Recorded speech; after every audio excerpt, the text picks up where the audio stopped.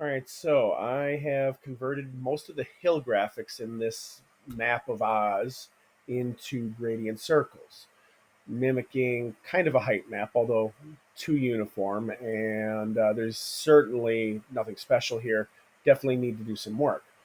But let's start looking at a few things.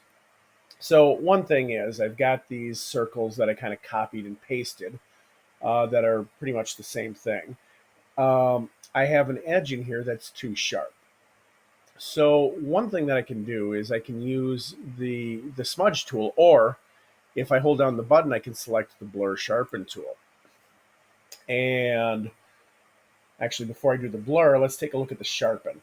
I've got all the usual settings to be able to adjust the brush size, the hardness, the force, and so forth.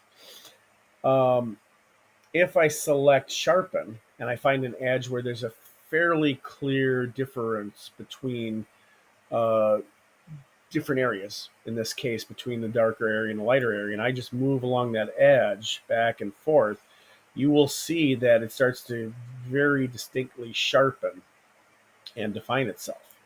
So that's something that can come in pretty useful in a case like this. Or in this case, I'm looking at the blur tool.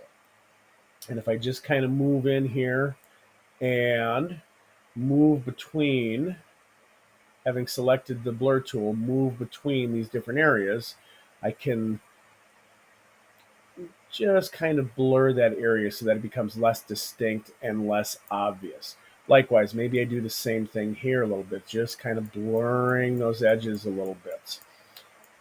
It's not dissimilar from using the smudge tool, um, but in a lot of cases like this, I find that the blur tool is a little bit more effective. But I mean, I could certainly use the smudge tool as well and sort of smudge things out if I'm somewhat careful. Or to get things to be a little bit less uniform, I can certainly do something like that as well.